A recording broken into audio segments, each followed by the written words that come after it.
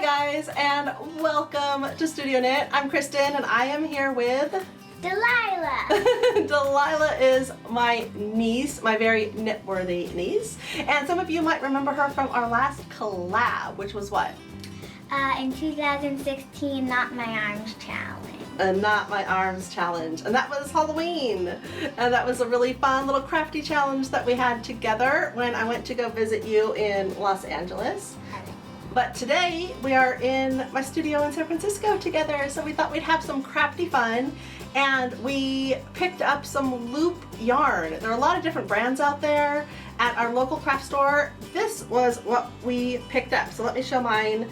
I picked up this color, pink. And you don't need any knitting needles. You don't need any knitting needles. So this is gonna be really fun. And Delilah, what color did you pick? The closest color they had to mint green. Mint green is Delilah's favorite color. And so this was a really good choice as well. So I decided that I want to make a cute little blanket for my dog Roxie because pink is a really cute color on her. And what do you want to design? I want to make a headband. A headband. I know. Are you keeping the elephant ears on when you wear your headband? Or are you taking them? Oh, okay. Wow. Wow, we don't usually see the elephant ears come off. So this is a great idea. Delilah had the idea to do the headband. I've never seen that done with this yarn before, so she's going to be designing her own pattern.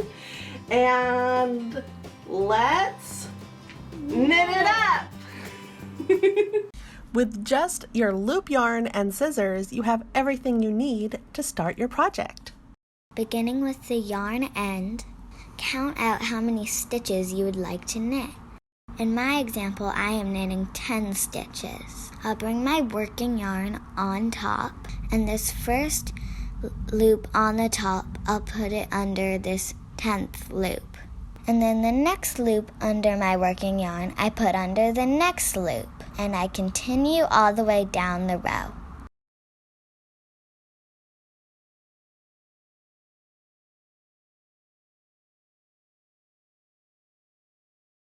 I'm working in garter stitch, so the next row I'll knit differently.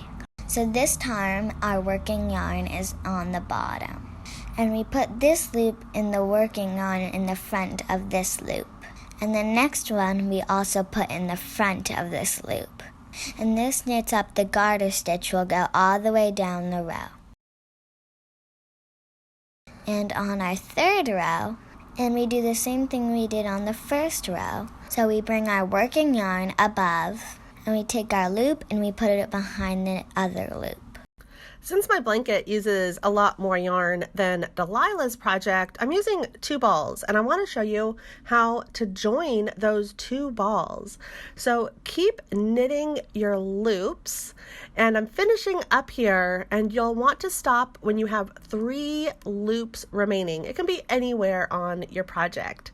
Now take your new ball of yarn, and since it's ombre here, you can see I have a darker pink for my new ball of yarn, and I take those first 3 loops and I just place them directly on top of those last 3 loops, and then I just knit them as I normally would, but I'm putting the old and the new loops right there. I'm knitting them right on through together. So here I have those 2 loops stacked on top of each other, and then I just knit right on through. Oh, and I wanted to point out to you knitters that when you have your yarn on the top and you are placing the loops from behind through to the front, like I am right here, that is equivalent to a knit stitch in knitting.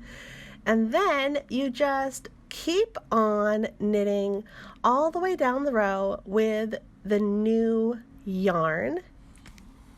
And once you've gotten to the end of the row, just like Delilah showed us, I'm also doing the garter stitch. So I'm bringing my working yarn on the bottom, and then I am placing my loops from the front. And you want to make sure to try and make sure that your loops aren't twisted. And for knitters, this is the equivalent of a purl stitch. And just keep on going all the way down, and you'll see we get to those double loops right there where we joined our yarn. And all you have to do with your new working yarn here is you just go ahead and put those loops through both of them. It's actually incredibly simple, but I just wanted to show you exactly how it's done if you'd like to make a larger project with your loop yarn. And I just think this is really fun for us knitters to introduce knitting to kids and people of all ages who are not familiar with knitting. I think this yarn is a really great introduction to the love of knitting and sort of the mechanics of how everything sort of fits together. And when you're finished knitting, it's time to bind off. To begin, simply knit the first 2 loops like you normally would, and put it in front of the last loop. And this is how we're binding off. And again, you take the next loop and knit it, and then you put it through the front of that last loop, and keep binding off all the way down the row.